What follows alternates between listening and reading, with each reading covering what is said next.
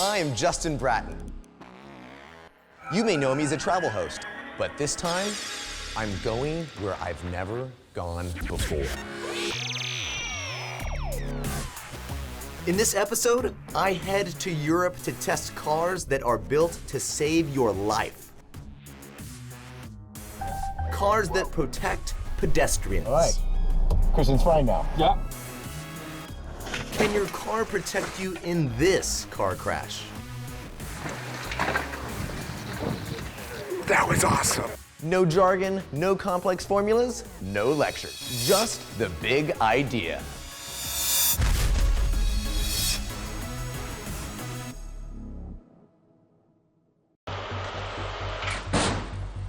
"70 milliseconds.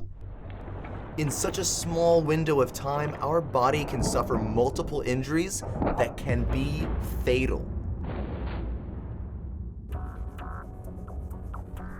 Every day around the world, more than 3,000 people die on the roads. And this terrible toll will rise. The World Health Organization predicts that road deaths will increase by more than 50% in the next 20 years.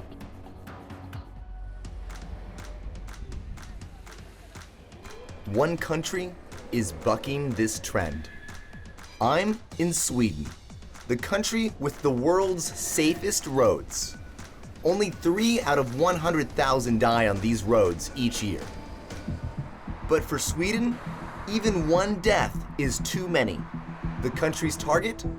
0 road fatalities by 2050.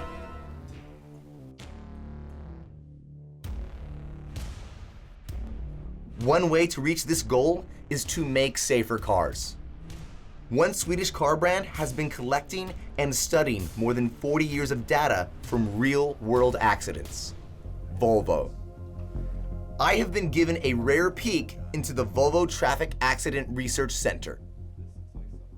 What we've done is that we have taken data from real-life collisions and put them into a database and doing in-depth analysis of that. And then we have done a sort of work through case by case. Every situation where we have a fatality, we need to really understand what has happened.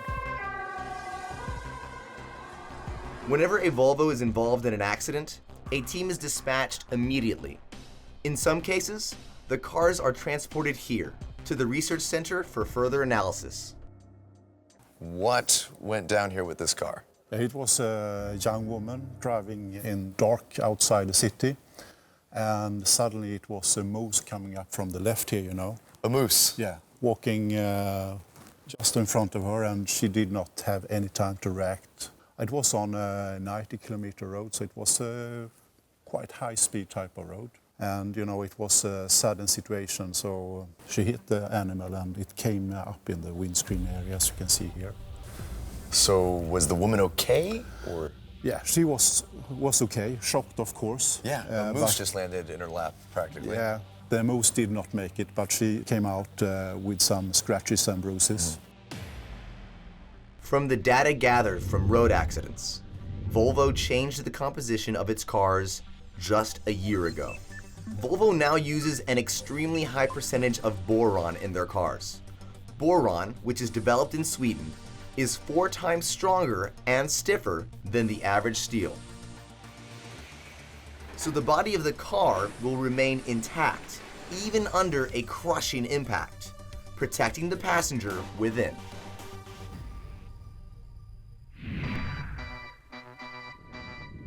Today, I am going to test one of Volvo's newest cars.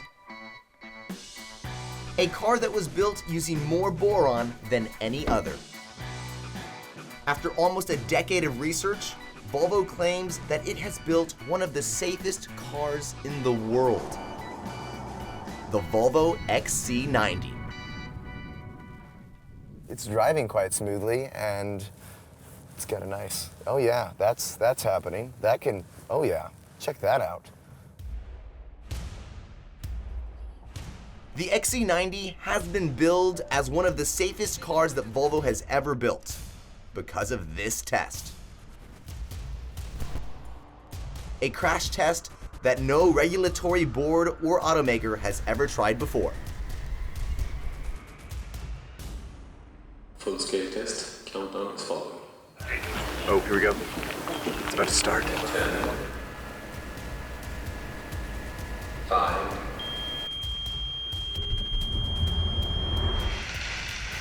The car is launched at 80 kilometers an hour, directly into the path of a ditch, almost a meter deep. This test replicates a run-off road car crash, or ROR. ROR crashes occur when a car leaves the road and collides with trees or natural terrain. That was awesome. ROR crashes are considered the most dangerous and most fatal, not only in developed countries such as the United States, but also here in Asia, in countries like Bangladesh and Thailand. In these countries, ROR accounts for more than half of single-car crashes. If you are involved in an ROR crash, you would probably suffer from spinal injuries. Normal seatbelts won't help. The force of the car landing exerts pressure on the bones of our spine. Depending on the extent of this force, you can suffer anything from a fracture to multiple crushed bones in your spine. Okay, Thomas, we saw the car zoomed out of there, got launched right out of that tunnel, went up, rocked at the ground, came down, then hit this right after that. Now I'm seeing this dummy. He's kind of like he looks okay, but I mean it's hard to tell because it's a test dummy. So if this guy's me, am I alive? If you're a healthy, normal person, I would say that yes, you would have survived this crash. Would have survived. What kind of injuries do you think from what you saw? Well, you would mainly have minor injuries, blisters and bruises and things like that. And I mean, the most important thing here is, as in any car crash, is actually to use your safety belt. I mean, that's the best life insurance you can get. And it's since it was deployed by Volvo in 1959, it saved more than 1 million lives. So that's the first and most important part in any type of crash, is that you make sure that everyone in the car uses their safety belt. So if I am in a Volvo XC90 and wearing my seatbelt, I would survive that deadly looking crash. How is that possible? I visited Volvo's crash test dummy workshop to find out. Anders Axelsson, Volvo's safety engineer, developed this simulator. It's a combination of a car seat and a robot arm. The arm can simulate different types of ROR crashes. What could happen if you run off the road is that you will actually have very high vertical loads. It could be up to 15, 20 G acceleration vertical. So it's very high 15, force. 20 G, how much is that? Compared to a military aircraft, when you shoot out a pilot, then you have 6, 7 G. So then you can understand that 15 G is very, very high loads.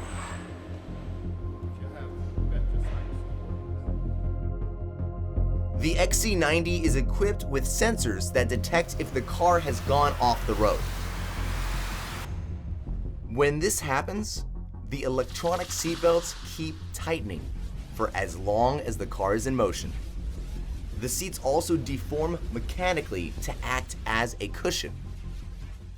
By keeping the passenger in an upright position and by cushioning the impact, Volvo is able to reduce forces normally exerted on the spine by 1/3. Now it's the whole seat collapse down. Oh, it goes down with you. Yeah. On the impact. To reduce the energy. Kind of like a sponge. Yeah, sponge, you can say. And then it's also important to keep the occupant in a good posture, because if you're bending at the same time as you get these high loads, then you are even more risk of getting severe injuries in the spine. So with this seat, the impact becomes 30% of what it would normally be. Yeah. Which is a big difference. So does that mean you're totally saving your spine there now? I would say that the risk is much lower to get a spine injury.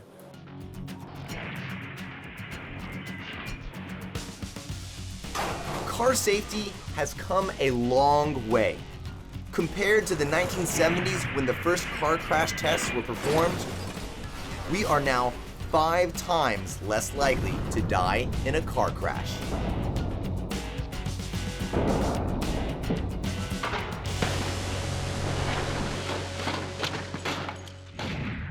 To reduce the road deaths even further, we don't just want cars that can withstand crashes. I killed Christian, Martin. We want cars that avoid crashes altogether.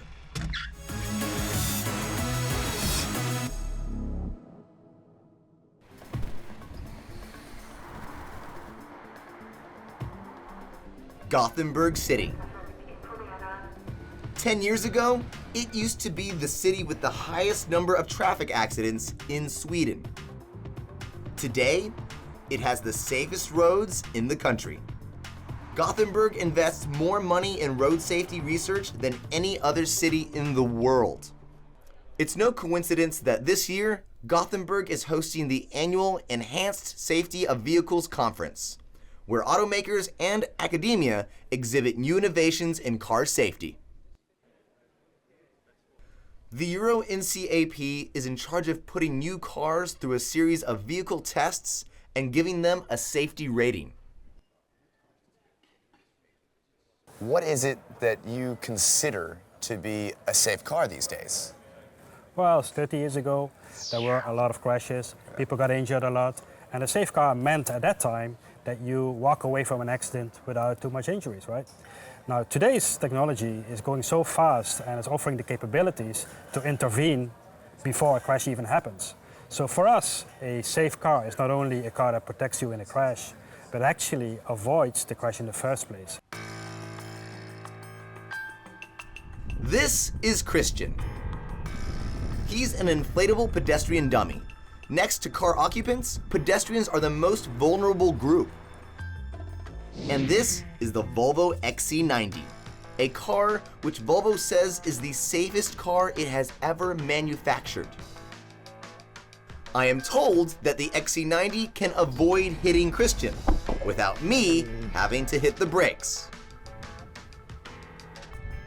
So what's gonna happen is I'm just gonna race towards our new friend here, and the car's just gonna stop itself. Yeah, I don't have to do anything. so don't brake. This is how the XC90 will recognize Christian. A radar and a camera are positioned at the top of the windscreen. The radar checks the area 10 meters ahead of the car, while the camera identifies what type of object is in front of it. If a collision is likely and the driver does not react at all, the brakes will automatically be engaged and the car will stop on its own. Volvo calls this system city safety. So I guess our scenario here is we'll call him Christian.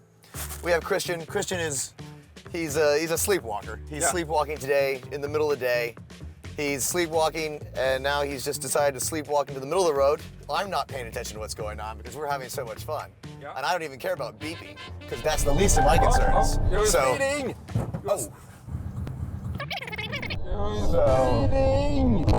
Oh. I killed Christian, Martin. What happened? But what happened was that you are driving with full speed. What does that mean? I thought you said I could go 50. Well, the system is like if you hold your accelerator pedal in with maximum, and so that means wasn't supposed to do that. No, you're not supposed to do that, because if you do that, the system will inhibit. So there will be no braking, because then you have the intention that you are aware of the situation. It turns out that city safety only works at speeds up to 45 kilometers an hour. That's because Volvo designed this system for a low-speed environment. Okay, we'll have to try that again. Take two, as they say. This time, I'm keeping to a lower speed. Okay, so Christian's made a recovery. I'm still having a good time with you, but I'm driving at a more modest rate because I've learned my lesson about driving too fast. Yeah. And so, whoa! The city's safety system is able to detect pedestrians who are 80 centimeters and above. This means it can detect most children.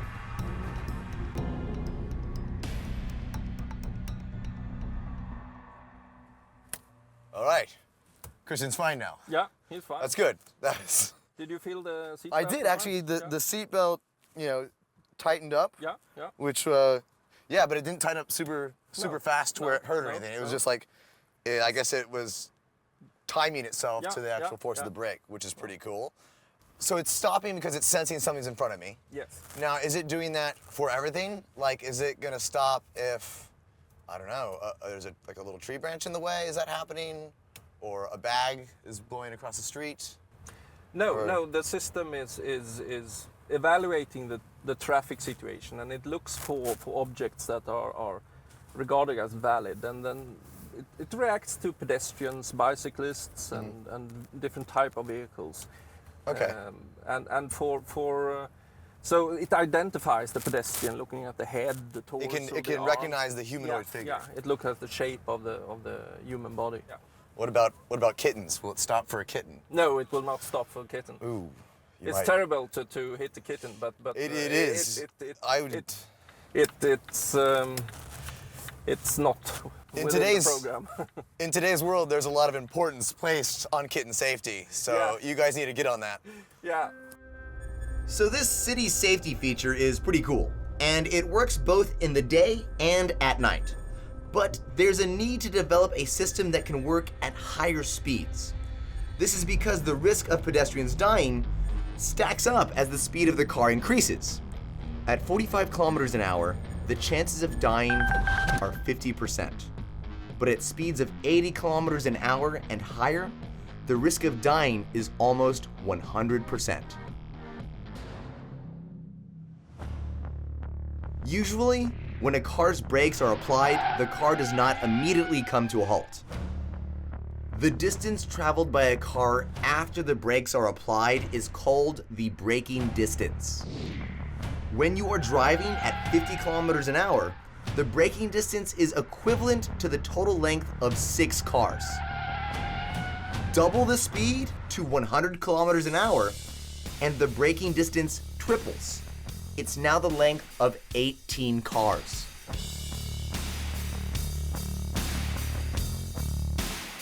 Autoliv, a specialist in car safety systems, wants to reduce fatalities in high-speed situations. They devised a system that dramatically shortens the braking distance in cars. Autoliv calls it the Torricelli brake. I get a preview of how it works. This is what happens when normal brakes are applied at 50 kilometers an hour. Oh.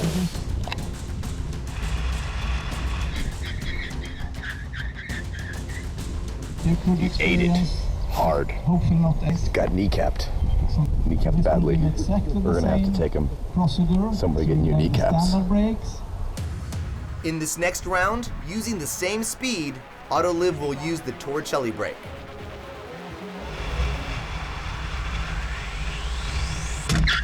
The car came to a halt much sooner. Let's check that out again.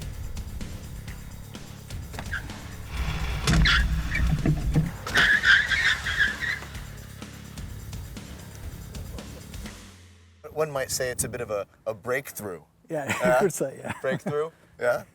So how does it work actually? You actually suck out the air, so you create a vacuum in between this plate and the ground, and then you create a really high force, and by this high force you actually pull down the car, and by that it's possible to brake like 40% shorter. I must say, I find it quite impressive that you guys have found a way to use sucking to stop cars faster. Who even thought of that? Yeah, I think actually it was some years ago we discussed about how actually to stop cars in a quicker way, and there are of course different solutions. But after some brainstorming and discussion, we said that maybe a vacuum is actually a good way to do this, even though we thought it was difficult. This is how the Torricelli brakes work. A rubber plate is installed at the back of the car. This rubber plate is connected to a tank. The tank sucks out the air when the rubber plate is deployed. And this creates a vacuum. This causes the car to come to an abrupt halt. This works very much like a suction cup. So when can we expect to see this technology in cars just driving around town? I think it will be some years ahead because it takes some time to integrate a system like this into the cars.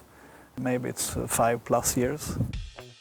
Our next stop, Autoliv's headquarters, which is 2 hours away from Gothenburg. All this driving is making me sleepy.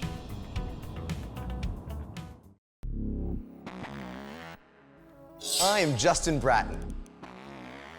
You may know me as a travel host, but this time, I'm going where I've never gone before. In this episode, I head to Europe to test cars that are built to save your life. So check it out. I'm driving straight to this car. I'm gonna hit it if I don't focus. I find cars that drive themselves. We're dancing. Everybody should be dancing right now. I don't have to do anything. Cars that correct my bad driving habits. Another text? I've got a text. Whoa. I reveal the latest advances in car safety technology. No jargon, no complex formulas, no lecture. Just the big idea.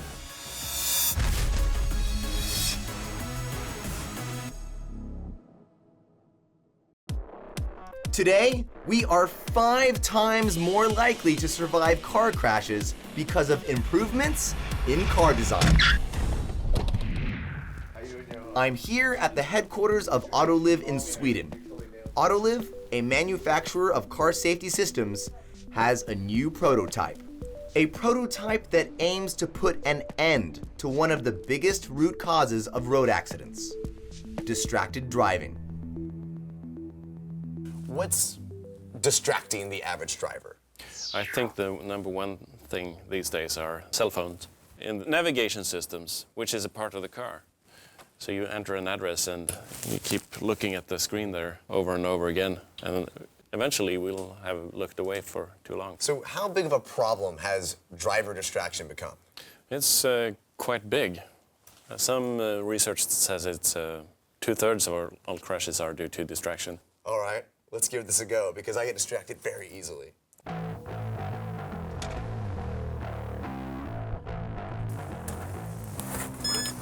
Wait, is it beeping at me already? Was that it? Yeah. For this test, I'm going to have to deliberately look away from the road. Just look off a little bit. No. Oh. So if I'm blinking like this, how long is too long? Some people are going to look away longer than others, and in order to get something that gives you a warning in due time, we've come up with this compromise of 2 or 2.5 seconds. This prototype system is called Eyes Off Road. As the name suggests, the system measures how long a driver looks away from the road using an infrared light source and a small camera. The infrared light source illuminates the driver's face. Infrared is not visible to the eye, so it does not distract the driver in any way. A small camera monitors the driver's eyes. If it is not able to detect the driver's eyes for more than 2 seconds, the system will let out a beeping sound. Yeah. Oh, wait, I think I've got a text. Sending a text message makes drivers look away from the road for an average of 4.6 seconds. Yeah. And if you're driving at speeds past 80 kilometers an hour, that is equivalent to driving the length of a football field blind. Whoa, whoa, whoa. That's why you don't look at your phone while driving, I guess, huh? Correct.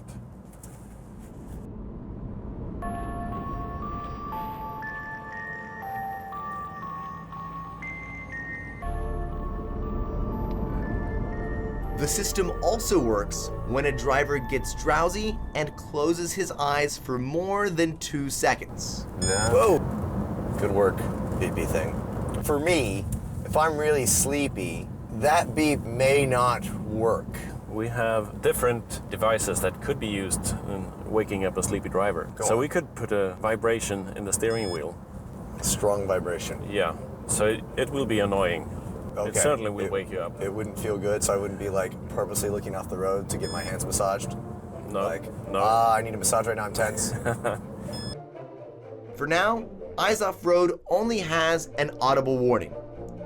But Autoliv is planning to include more safety features to this system.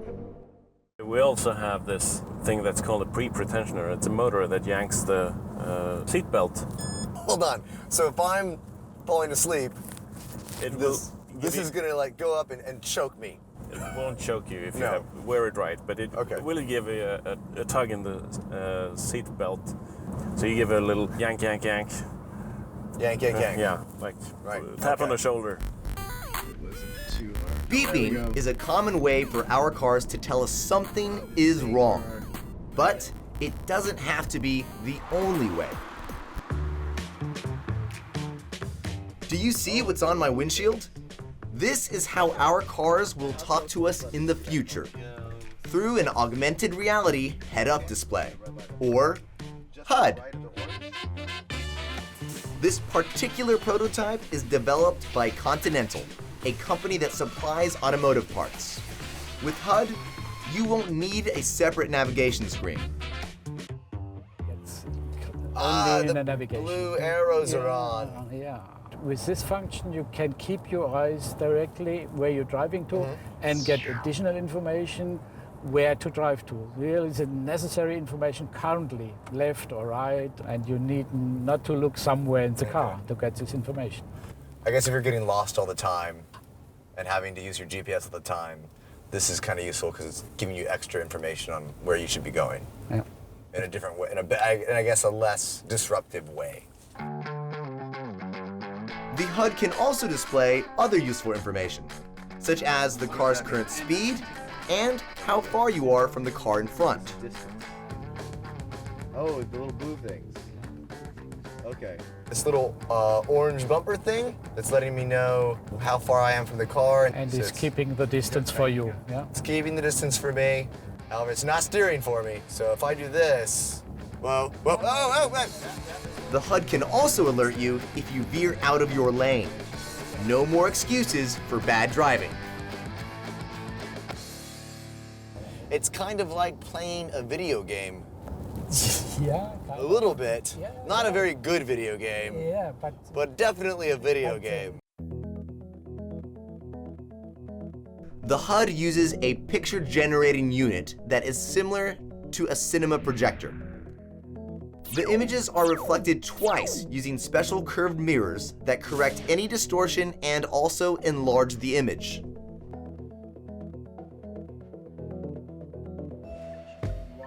Continental isn't the only company developing HUDs. Currently, only about 4% of cars today have this system. But this is bound to increase in the future as more safety systems are installed in cars. If you look in today's cars, it becomes more and more complex. More and more information is available. You need to understand what the car is doing, what the car is deciding, what is the information situation. All of this you can ideally show into the windscreen in front of you, right in front of you, and only at the time when you need it. So where do you see this type of technology going, let's say, in the next 5 years? We will continue the development where we will then have a full augmented reality head-up display. Today, the image size is relatively small still, and we will quadruple the size of the virtual image. Up next, I'm about to test the real game changer in car safety. Check it out. I'm driving straight to this car. I'm gonna hit it if I don't focus. A technology that is estimated to cut as much as 90% of car accidents on the road. This is the future. Self-driving cars. I thought we were gonna hit the car.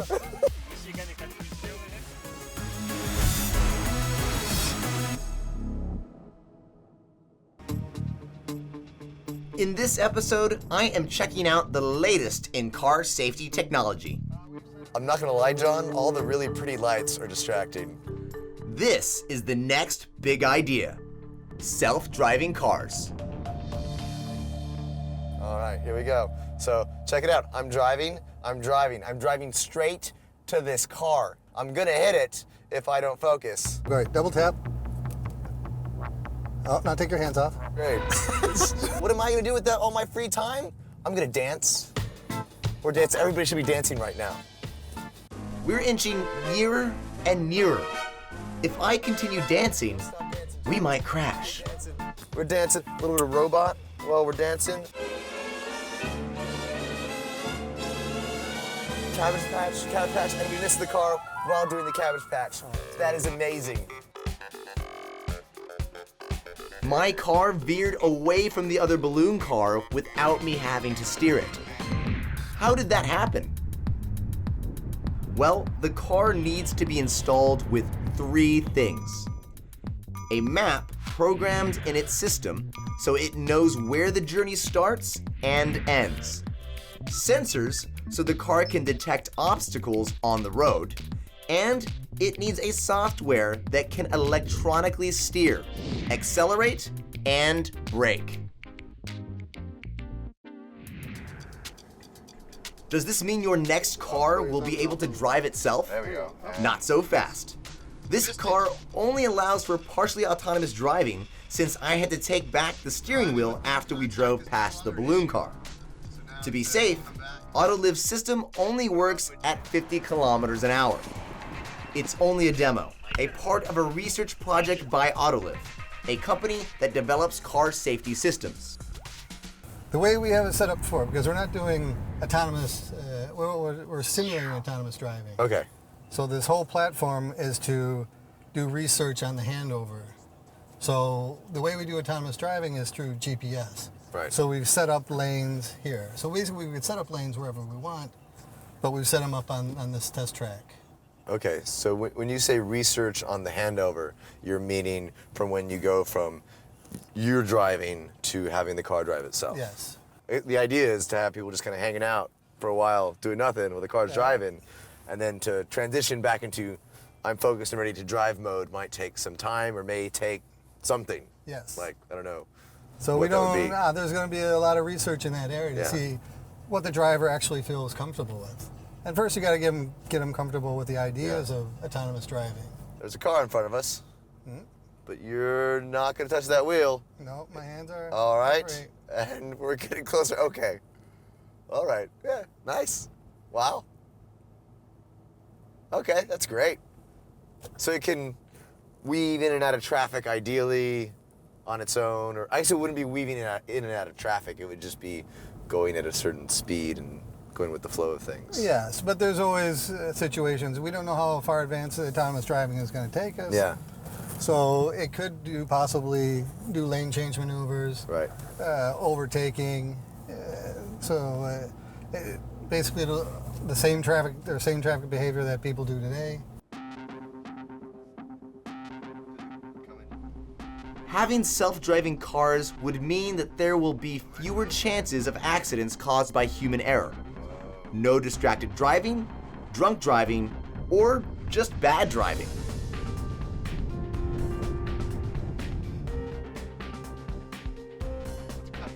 Most of the systems we have tested only work in low-speed environments. But today, I'm testing a system from Mercedes-Benz that works up to speeds of 200 kilometers an hour. The car will drive itself on Germany's famous highways, the Autobahn, where there's no speed limit. And in the rain, no less.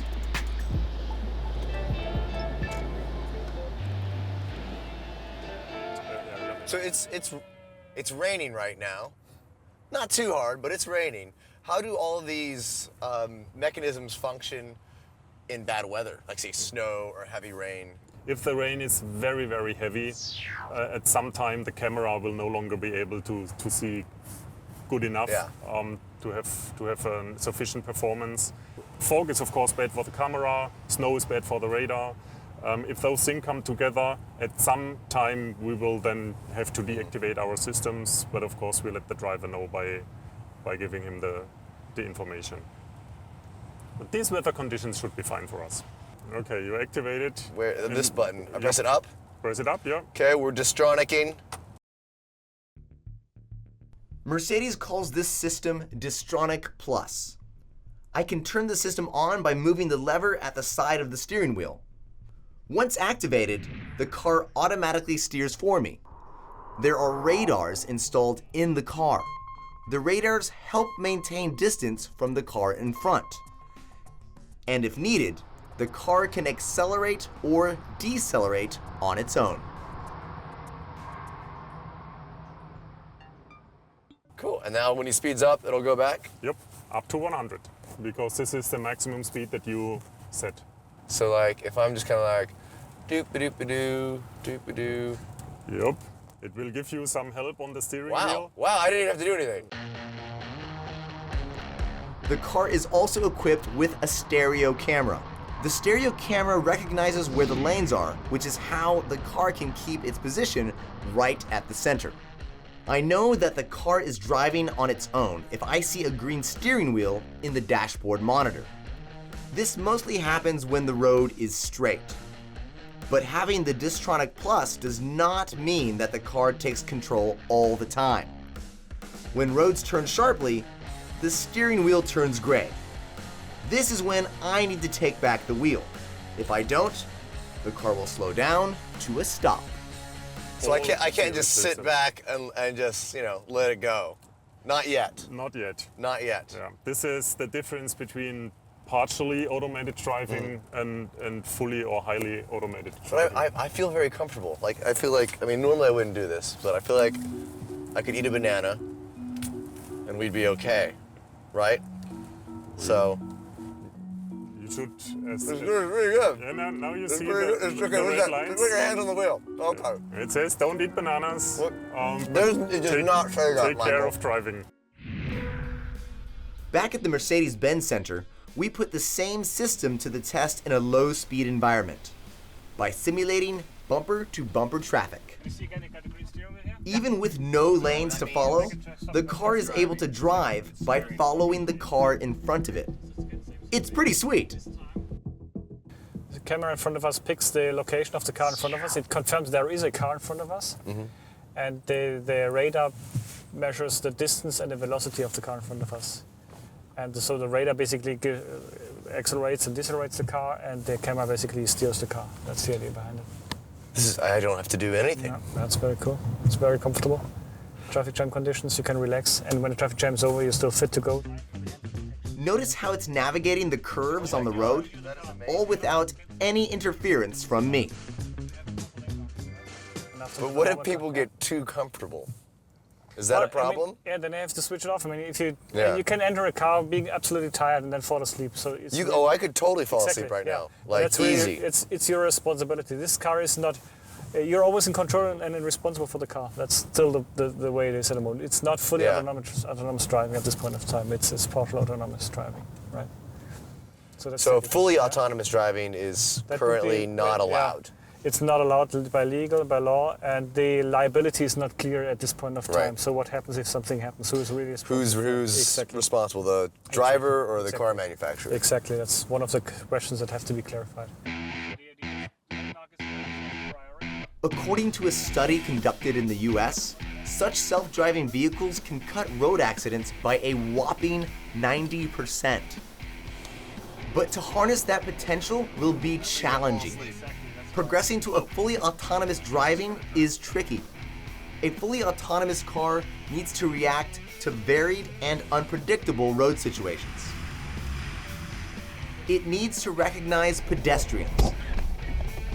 It needs to avoid hitting other cars on the road. And it needs to know when to accelerate, slow down, or when to push the brakes.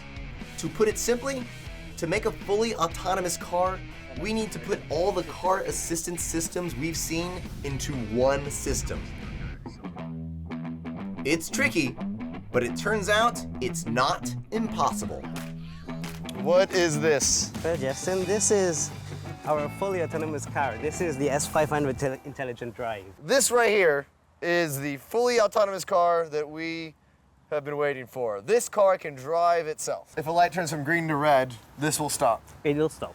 If a person is running across the street, this will stop. It will stop. Unfortunately, we didn't get a chance to ride the S500 because it needs a very detailed map of the road it's driving on. But it did make a 100-kilometer journey 2 years ago through Germany. It stopped for pedestrians and even avoided vehicles parked at the side of the road. It drove on roads with no lanes, navigated roundabouts, and turning was no problem either. All this is made possible by combining 36 separate technologies in one bundle. Hence the name, Intelligent Drive. I think a lot of people would be worried that that could be dangerous because they are just letting the controls over to the car. We are collecting many miles, thousands of kilometers, even millions of kilometers, and just look at data and look what our vehicle is seeing, what our sensors are seeing, how our software reacts to all these real life scenarios that we could encounter in the road. And then actually we check whether our software did the right thing, and if not, we go back to the drawing board, adjust our algorithms. So we constantly keep updating our abilities depending on data we gather in real traffic. What could go wrong if it's driving itself? There are certain cases when the camera cannot see an object or if something is transparent. There are these possibilities, but we are working on not having these problems. The S500 is only in its development stage, but it holds a lot of promise. So it looks like a world with zero fatalities might be a reality one day. Or will it?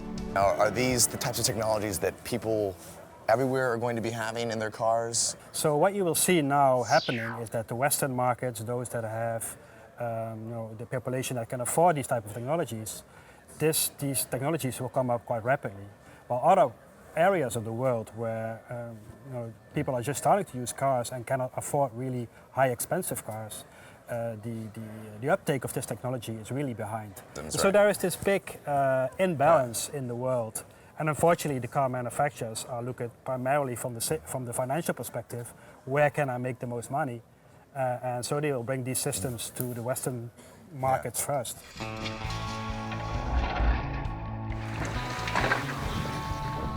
Some of the safety technologies we have featured are readily available or are standard in cars, but mostly only in high-end brands. It usually takes years before these technologies appear in lower-priced cars. Whoa! Good work, BB thing. Great, double tap. Oh, now take your hands off. Great. We're dancing. Everybody should be dancing right now. Whoa. And I thought we were gonna hit the car. There is no doubt that the car safety systems I have seen on this trip can help save lives. But the question remains, when will this technology become affordable, or maybe even standard in all cars? Car safety technology should not be a luxury. But until the price of these systems comes down, we're just gonna have to stay safe the old-fashioned way, by keeping our eyes on the road.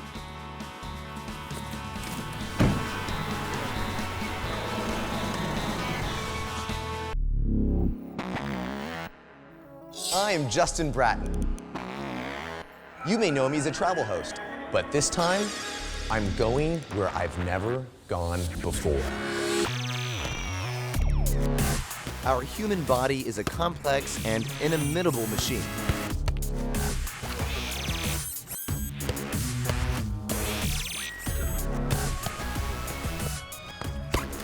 But now, breakthroughs in technology mean we can custom make our body parts. Whoa! And they function just like the real thing. But how do we make organs without a body to grow them in? And it's actually just kind of pumping away there, just like it will inside of somebody's body. No jargon, no complex formulas, no lectures. Just the big idea.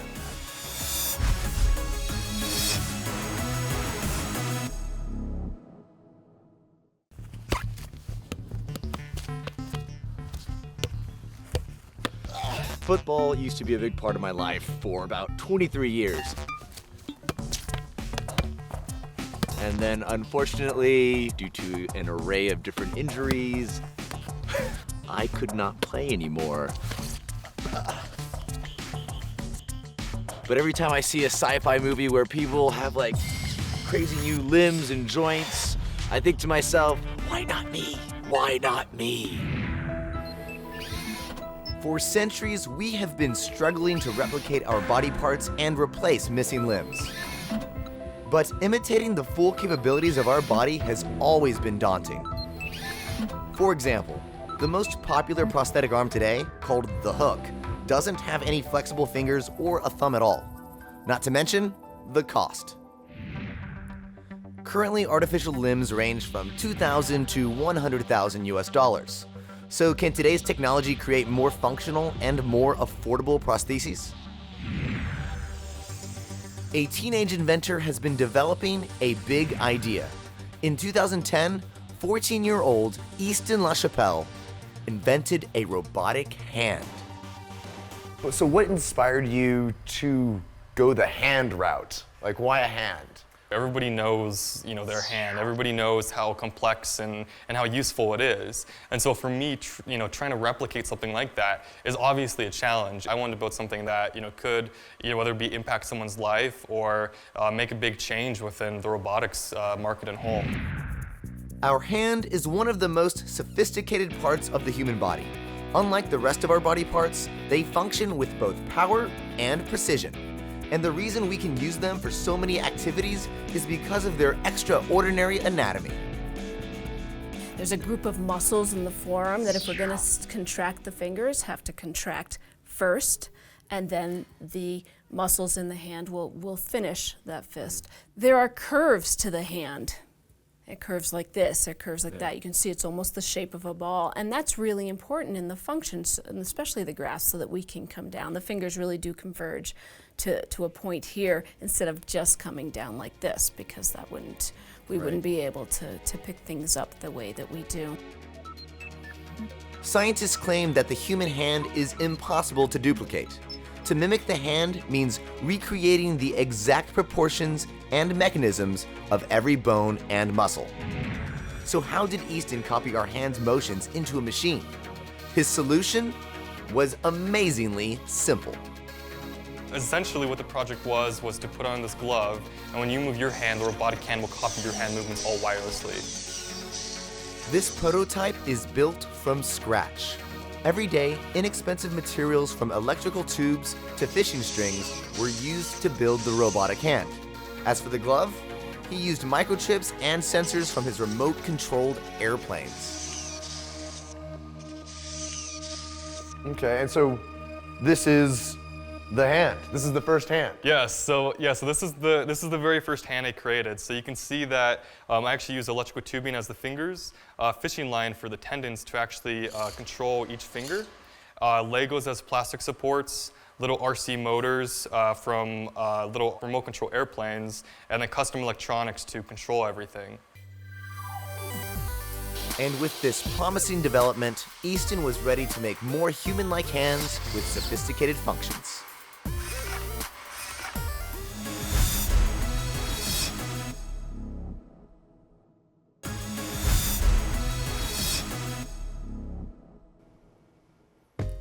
Easton LaChapelle revolutionized the prosthesis industry when he was 14. He built a prototype robotic hand using everyday items. This hand was controlled using a glove, but it didn't have very sophisticated functions. So Easton built more human-like hands with more functions. He used a 3D printer. 3D printing is a process of making three-dimensional solid objects from a digital file. So Easton taught himself how to use a modeling software. He designed a hand and forearm that uses 18 printed parts. It was then created by printing successive layers of material. And the result? Over here, we have what I consider a telerobotic control system, meaning that you can actually put on this glove, and whatever movements that you do, it will be translated to the robotic hand. Oh, wow. Okay, that's pretty cool. So now how is that working? That's working based upon whatever these little sensors are, I guess? And Right, they're so sensing the movement. These sensors on the glove will actually track how much I actually flex my finger. So when you see when I actually flex my finger, the corresponding finger will also flex. And so it's not, usual systems like this could be like an on and off system, meaning that the finger is always closed or always open. With something like this, I can variably control each finger. And so that's when you get into actually, very accurate movements, picking up very precise objects. You can actually see that I'm able to, control it accurately enough where I can actually touch the index finger to the thumb pretty accurately to, say, pick up like a pen or something like that. So we can pick this up from here, and then you could possibly scratch my head with a robot arm. So is that what's happening right now? That is what's happening. This is kind of crazy. You're scratching my head with a robot arm. Easton is now trying to make his invention better. I needed something that anybody could put on, use, within a few minutes, and I thought, why not use the human brain? The human brain already controls the hand very accurately and precisely.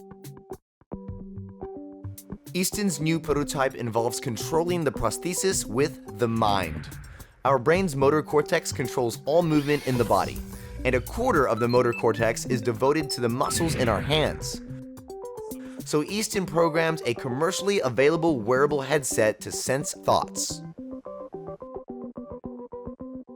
Okay, so how do I do this, Easton? So you have the brainwave sensor on. Whoa! So you have this brainwave sensor on that is controlling this robotic hand all wirelessly using your thoughts. And so the headset uses partially your facial gestures, such as raising your eyebrows to actually choose what grips and to open the hand, and then actually raw brainwave data to actually control to open and close the hand based off certain thoughts. So when you actually focus on something, the hand will actually close. So if you want to try focusing on it for a second. Just focusing on the hand. Yep. So with this device, I need to move my eyebrows to close or open the robotic hand. Open, close. But it isn't as easy as it looks. Is it closing yet? Come on, hand! Why aren't you closing? Oh, come on! To move one finger, or all of them, requires intense focus. According to Easton, it takes a bit of practice. But let's put this device to a practical test. Will I be able to grab this cup? I need everybody in the room right now to calm down and not distract me because a cup of coffee is at stake. Got this coffee and... Now that's what I call mind-blowing. All right.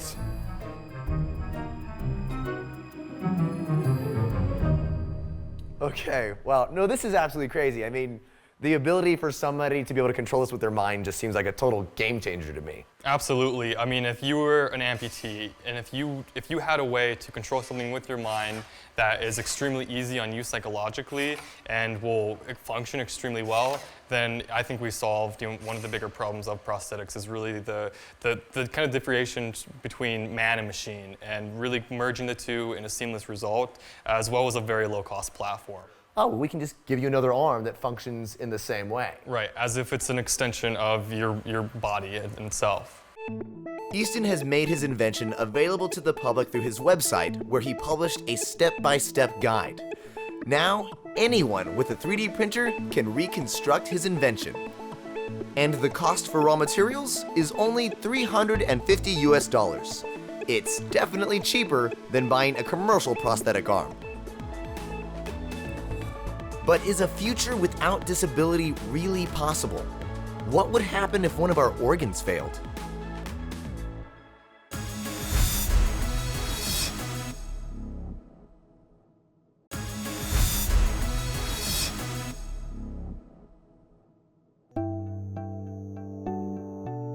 Transplanting organs is often the only treatment for organ failure, but worldwide, there is a staggering shortage of organ donors.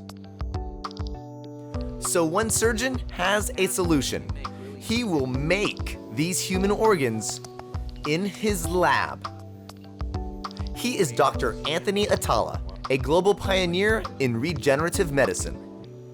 I guess a lot of people probably don't even know what we mean by regenerative medicine. Can you just elaborate on what that is? Yes, we're constantly regenerating. So we can use cells, your very own cells that make up tissues, to create tissues. We can create tissues to make organs. We can use materials to help you heal better. So that whole field, regenerative medicine, is really how can we help your body regenerate? Regenerate as in like growing parts of you back. That's I right. guess. Kind of like what some animals do. That's right. We're constantly regenerating. Every 2 weeks, you have a whole new layer of skin in your body. And of course, in nature, things are regenerating all the time, like a salamander. If a limb gets injured, it regrows.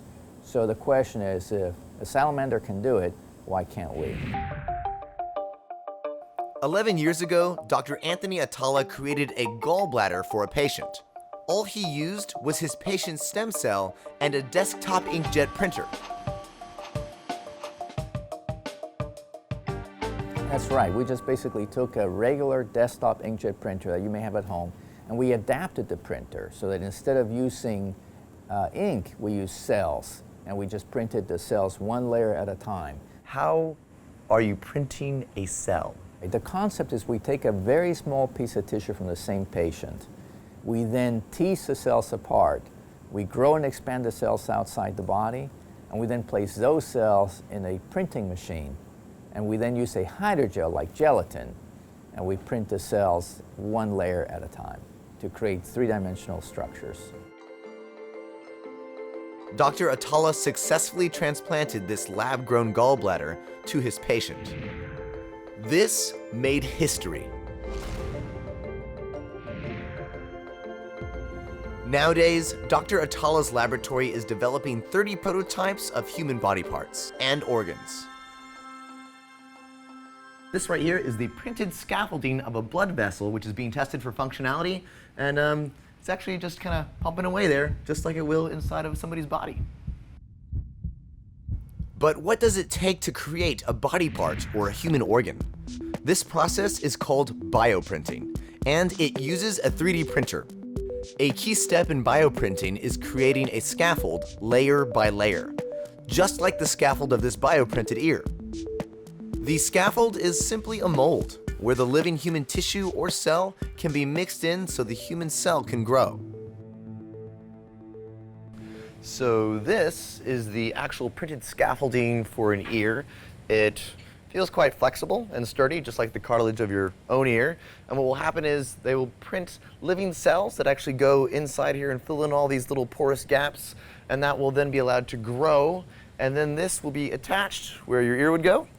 And then eventually this scaffolding will dissolve, and what you're left with is a brand new living ear.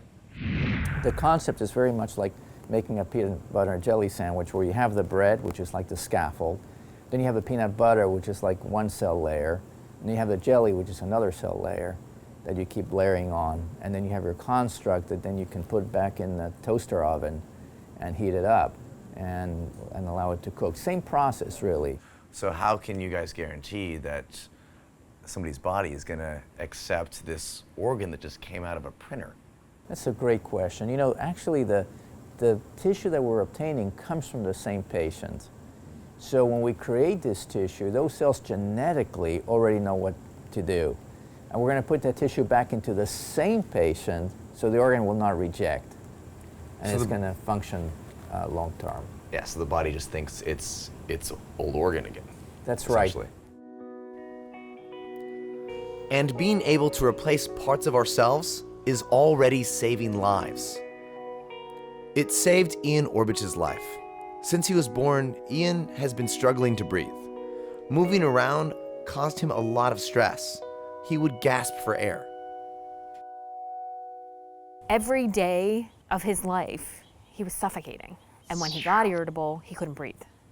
So he would turn blue, and it would take him 45 minutes to an hour to recover from crying, where he was gasping for air. Anytime he cried or got upset, he got a dose of a narcotic to calm him down. You know, Normal babies, you pick them up and rock them. Ian had to be sedated. Doctors discovered that Ian's airway is defective. His trachea and bronchi are floppy and compressed. Since it is smaller and softer than normal, Ian's airway collapses during normal breathing. He also couldn't exhale. Ian's illness is called tracheobronchomalacia, or TBM. 1 in 2,200 babies are diagnosed with TBM. Ian survived his illness with a ventilator attached to his windpipe. Severe cases of TBM, like Ian's, are life-threatening. You know, there's really only a few solutions to Ian's problem. One solution is to just outgrow it. We were pretty sure Ian would not outgrow it. So Megan was in a desperate search to help Ian breathe normally. A sliver of hope came through with the news of a groundbreaking surgery. In 2012, Dr. Glenn Green successfully implanted an artificial airway splint to an infant suffering from TBM. Many of these families had people telling them that they should give up any further hope on their child and let them die. The artificial airway splint is a secondary layer that is meant to support Ian's airway until he can develop a stronger windpipe. Dr. Glenn Green teamed up with Scott Hollister, a biomedical engineer, to find ways to engineer the human trachea. This airway splint was made in a day using 3D printing technology. But this advancement took more than 7 years to develop. First, Dr. Hollister had to find a way to mimic the mechanical properties of a trachea. Next, find a raw material that can adapt to the human body. And finally, have his design made into a physical object. Dr. Scott Hollister used bioresorbable polymer, a type of plastic that can dissolve in the body. And with the use of 3D modeling software and a 3D printer, he was able to make a prototype of an airway splint. We size the splint to the airway, and then we can also simulate what are the breathing forces, how does the splint flex with breathing in the model. So that's very important because it helps us decide how we should design the splint to have the right thickness. If you make it too thick, it's going to compress the airway itself, and it won't be flexible enough to allow the airway to move. But if you make it too thin, it's going to be too weak, and with breathing it may fracture, and it won't be able to serve its purpose anymore. In 2012, Doctors Glenn and Hollister decided to use their prototype in an experimental surgery. Hours after the surgery, the baby was breathing. They had saved his life.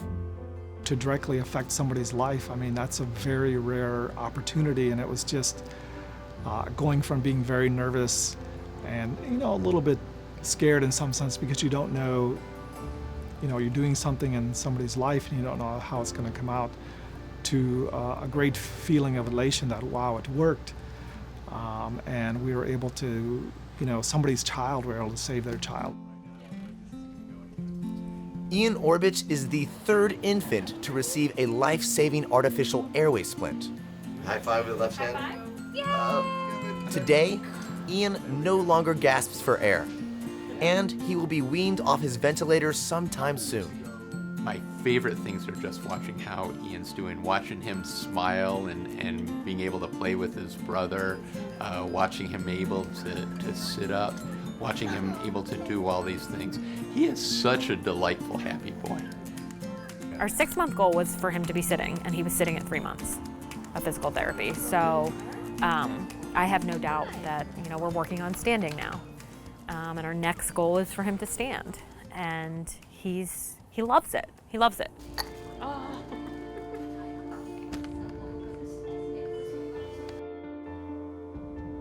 With the advent of custom-made body parts. It's alive! It's alive! With the promise of more affordable and better prostheses. Replacing defective body parts will no longer be a sci-fi fantasy, but a part of our lives. There we go. Yeah. I am Justin Bratton. You may know me as a travel host, but this time, I'm going where I've never gone before. The future. In this episode, I travel to the land of robots, Japan. Japan has led the world in robot technology for decades. I think he's getting cranky. But I am not just looking for a robot that can do my bidding. I'm looking for a robot that will talk to me. 実は人類は2つの種類に分けられるんですよ。人間とロボットです。 Understand me? So you think you're hot stuff? And be my friend. I love you, Justin. I love you too, Telenoid. Will I find my robot companion? I'll be figuring out these new innovations. No jargon, no complex formulas, no lectures. Just the big idea.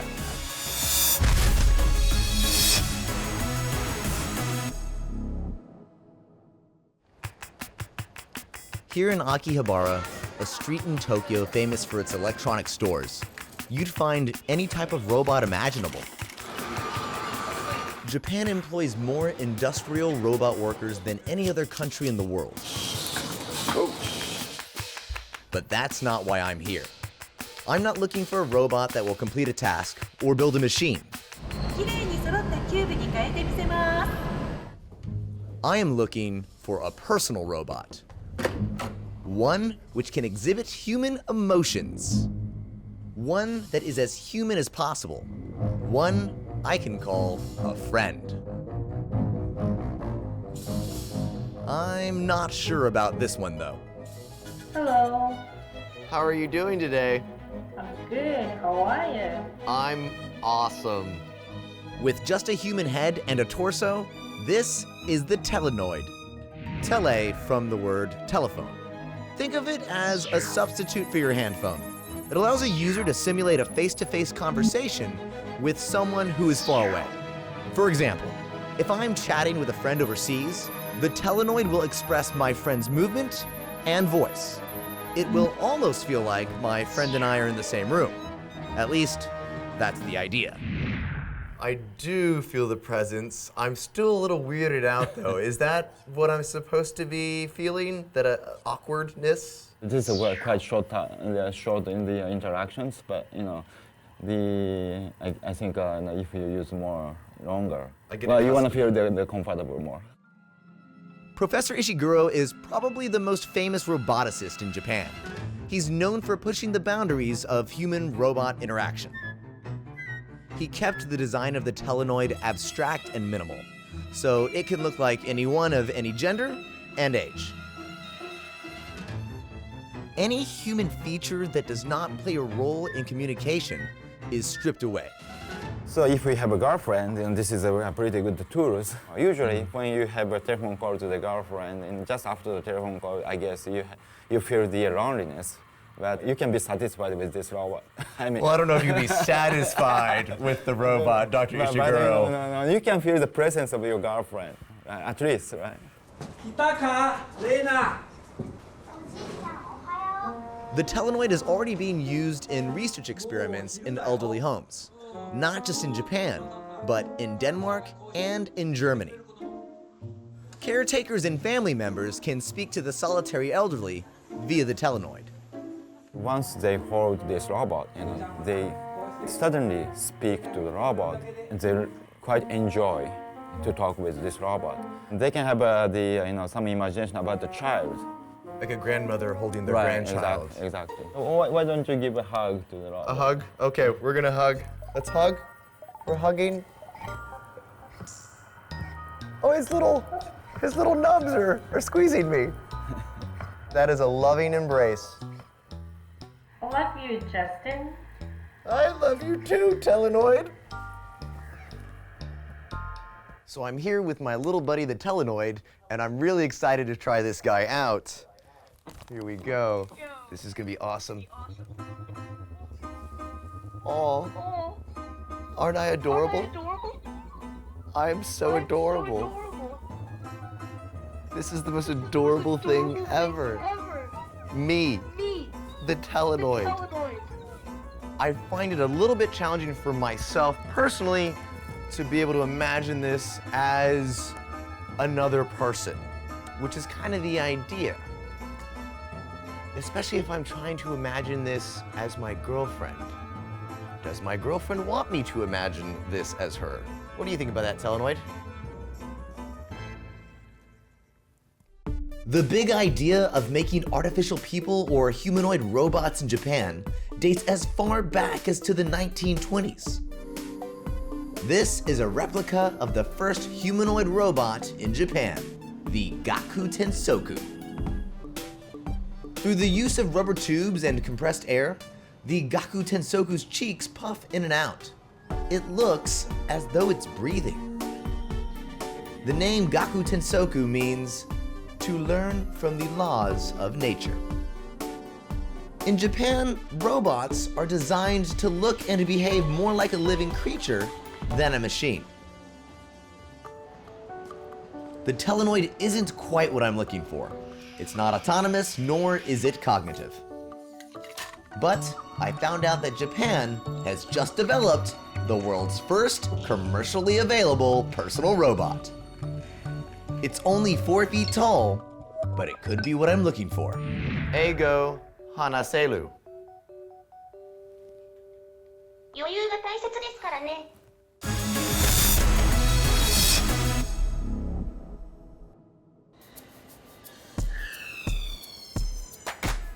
The land of the rising sun is quickly rising as the land of singles. Today, more than a third of the country's population live alone. By 2035, there will be a sharp rise in the number of one-person households, especially among the elderly. An additional 3 million people in Japan will be going solo. It's really quite good. You should have some. It's not bad. In recent years, some cafes in Japan have been equipped with these large stuffed toys, in the hopes that if you're dining alone, you won't be lonely. What do you think about that, Bear? Huh? In the near future, I think I might want a companion that won't be giving me the silent treatment.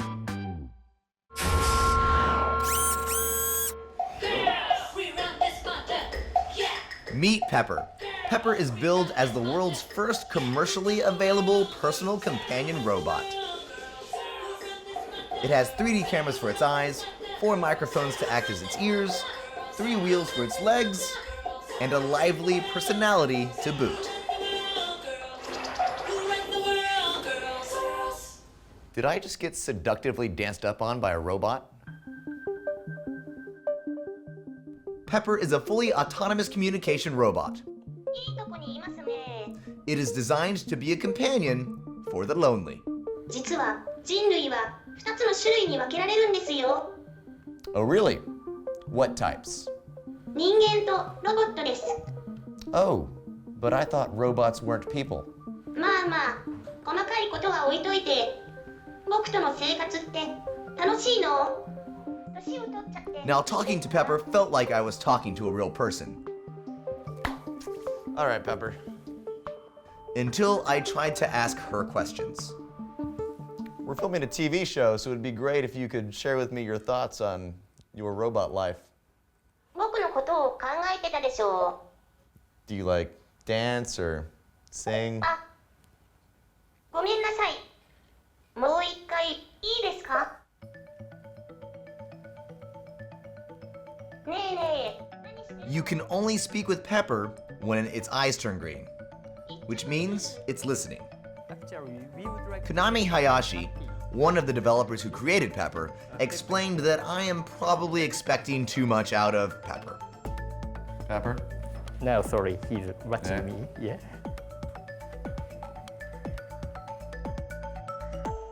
Pepper can't quite have the same back and forth kind of conversation that, say, you and I can have. So why is that so hard to achieve? The reason is because of current, how I can say, limited of the capability of his AI.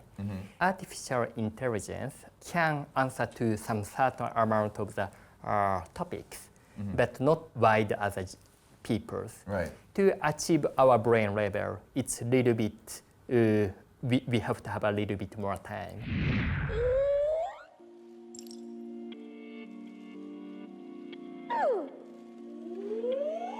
Pepper was designed to be a robot with a heart.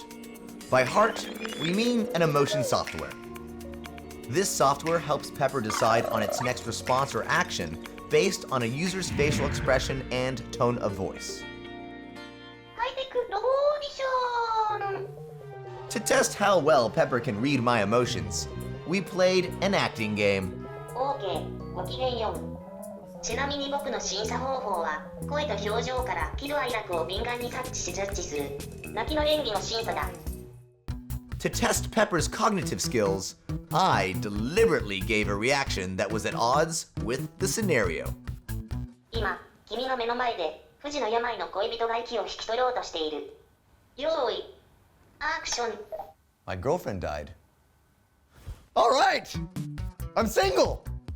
Woo! Where are we going out tonight? まだ若干の照れが残っている。Okay, so Pepper did not read me correctly. Pepper's not perfect, but its makers believe that users will still grow attached to it like we would to our pets. Pets are very attached to your life activities. Pepper also are aiming to do that. So even he didn't understand everything about you, he would like to make effort to make you happy. When you get out, he probably note you did get the umbrella or something like that. Just like a real friend. Exactly. Yeah. Pepper's biggest drawback is its price tag. At 9,000 USD, Pepper's a little out of reach for the general public. But 600 units have been sold to third-party developers. Pepper will probably be able to do more for us in the future through applications that will be created. Pepper is really cool. It's super interactive, and it's easy to see how people would benefit from having a quick-tongued, spunky little robot around the house. However, that's just it. Pepper can't leave your home. But I have heard that somewhere here in Tokyo, there's a robot that can keep you company anywhere, even in outer space. It was a robot sent on a mission to be a companion, not just to anyone, but to astronauts.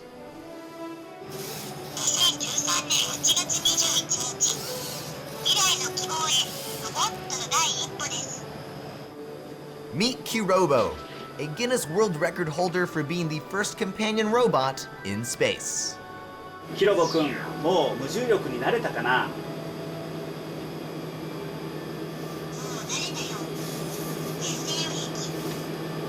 ヒロボくんの夢は何ですか？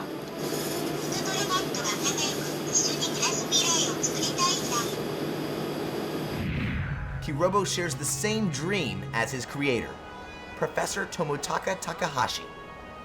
Takahashi is a robotics researcher at Tokyo University, but he also owns his own company, RoboGarage. He envisions a world where everyone uses a companion robot in their daily life. In fact, he wants to create a robot that will replace our hand phones. So, this is a first step to my dream.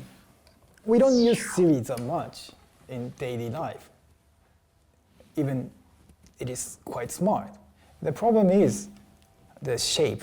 We don't want to talk to square box, but if it has shape like human, like the character and the personality, then we're willing to talk to them.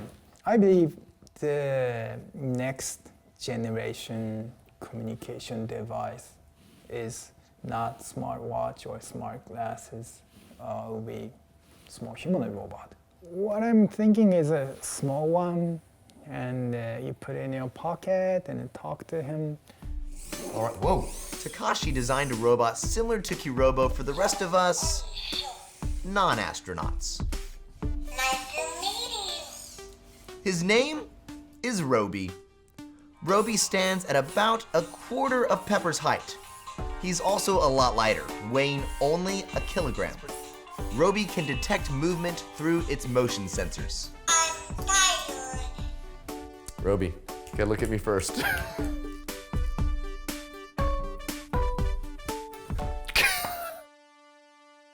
think he's getting cranky.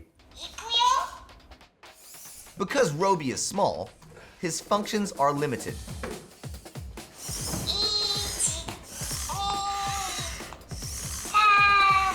For now, he only understands about 200 Japanese words. Roby, come on. You can do it, Roby. Roby, don't give up.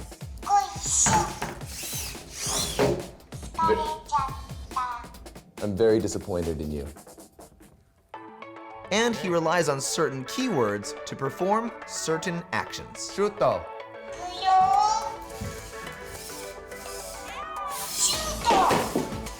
Goal! Goal! We scored a goal! Woo! Experiencing what Roby can do for the first time is fun. But in the long run, these will become old tricks. Fortunately, Takahashi is already designing a new robot that will bring us closer to having a robot hand-phone hybrid. I didn't get a preview, but he is planning to roll it out next year.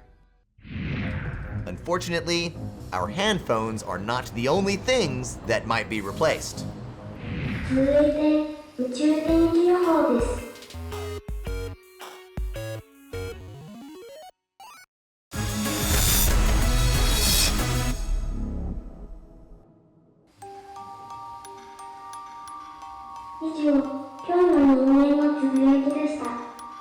It's happening. The future that I've been dreading.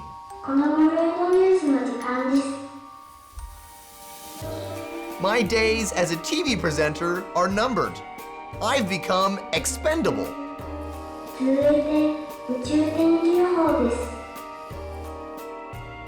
This is the Humanoid, the world's first newscaster robot.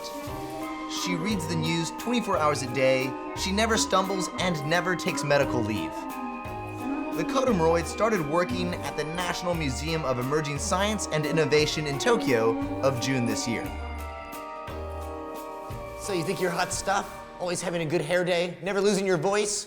Never forgetting your lines? What happens if I unplug you? Huh? What happens then? Yeah.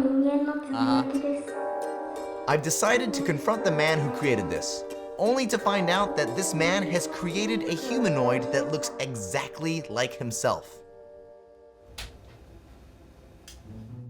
And it's none other than Professor Ishiguro, the same roboticist who created the Telenoid. Can I touch you? Sure. What are you doing? Well, nothing. I didn't do anything. Nothing happened. Nothing's going on right now. Okay. Nothing. Can you feel that? No. No, I cannot feel, but you know, I don't like to be poked like that. Oh, sorry. Meet Geminoid HI-2, the mechanical brother of Professor Hiroshi Ishiguro. This is very interesting, Dr. Ishiguro. You're moving and it's like talking to a real person in a way. Certain things are a little bit, I guess, slower and the movement's a little more rugged. We need to improve the computer program more. Dr. Ishiguro controls the robot remotely, using a camera to track his face and a microphone to capture his voice. When he speaks, the robot reproduces his voice. I'm operating the robot from a distant place, actually the next room. And when he tilts his head, the robot follows suit. So this is a quite easy operation, but still, we need to improve the smoothness. For example, this neck. Yeah, it's not turning all the way around quite yet. Yeah, it's some limitation there. Yeah, just look at me, Dr. Ishiguro. Look at me. Yeah. You can't do it. No, you can't do it. So close. Are you okay? This is maximum angle. Okay, don't hurt yourself. The term Geminoid comes from the word geminis, which means twin in Latin. Dr. Ishiguro created a copy of himself to decipher what it is that constitutes a human presence, and how we make robots that convey that presence. His replica has about 50 motor-like mechanisms that control his behavior. With your development of robots and artificial intelligence, is it your goal to have A robot like this. Yes. That can talk like this. Right, exactly. This is just the beginning. Dr. Ishiguro believes strongly that humans can have an automated counterpart. To further narrow the gap between man and machine, he has started a 6-year project that aims to make robots that express desire and intention. So what kind of desire would a robot have? Robot is robot want to talk to you, or interact with somebody, and robot want to see something and want to find some new things. So that their kind of basic behavior, desires, and then robot they will have some the sub goals. It's intention to see the women, the men, I guess that's one facet of love. Yeah, I mean to so share desires. What is to love somebody? So my answer is to share the intention.